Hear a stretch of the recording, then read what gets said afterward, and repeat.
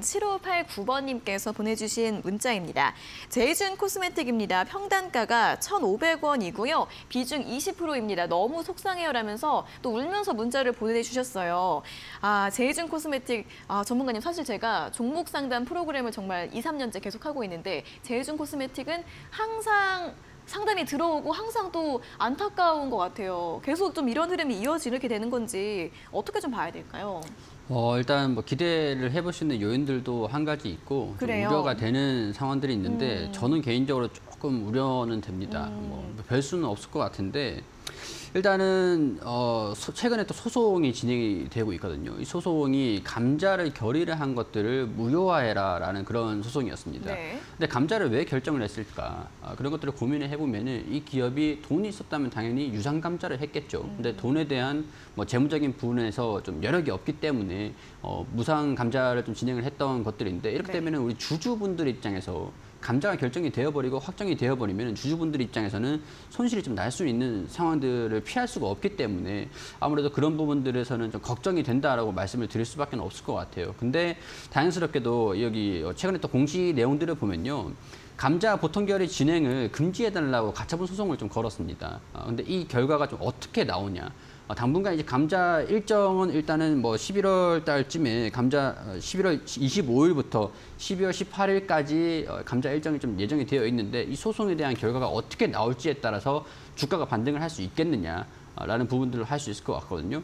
그렇기 때문에 이게 소송이 뭐 확인 일자는 10월 27일이라고 하는데 결과가 언제 나올지 이 소송을 진행을 하고 있는 기간 동안 감자를 진행하지 않을지 이 여부들이 좀 중요할 것 같아요. 감자를 진행하지 않는다라고 하면 일단은 시간은 벌었다라고 할 수 있는데 원투적인 부분들, 실적에 대한 부분들의 기대감들은 조금 기대를 좀 해보기는 당분간은 좀 어려울 것 같습니다.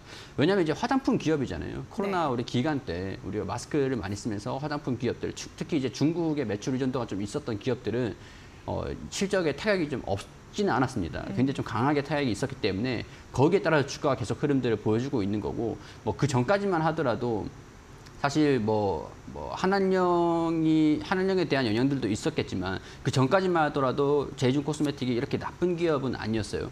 근데 이 여파에 따라서 계속 진행이 되고 있고 반등이 나오는 것들은 뭐 소송에 대한 결과 그리고 감자에 대한 진행 여부 여기에 좀 달렸다라고 말씀을 좀 드릴 수 있을 것 같습니다. 그렇기 때문에 우리가 기대를 해봐야 되는 것들은 시간을 좀 벌 수 있겠느냐, 그 과정 중에서 실적이 좀 개선이 될 것이냐.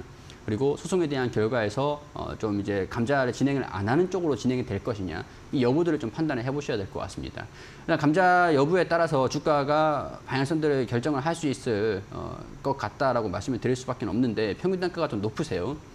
20%를 들고 계시는데 일단 반등이 살짝 나오면은 저는 한 600원, 700원, 700원까지도 올라온다 그러면은 탈출 자금들이 좀 많이 나올 것 같습니다. 그렇기 때문에 절반 정도 손실이 조금 있으시겠지만 어느 정도 이때 당시에 반등이 좀 나왔을 때는 비중을 절반 정도는 3분의 2까지도 줄이셔도 괜찮을 것 같아요. 절반 정도는 줄이신 다음에 이후에 현금 확보를 한 거 가지고 주가 움직임들이 결정이 되면 그때 다시 대응을 잡자 뭐 이런 말씀을 드릴 수밖에 없을 것 같은데 추후에 또 시간이 또 흘러서 주가 움직임 보시고 다시 또 이제 연락을 주시면은 제가 또 그때 당시에 또 상황에 맞게 말씀을 드리도록 할 테니까요. 지금은 이제 이 정도까지만 이해를 좀 해주셨으면 좋겠습니다.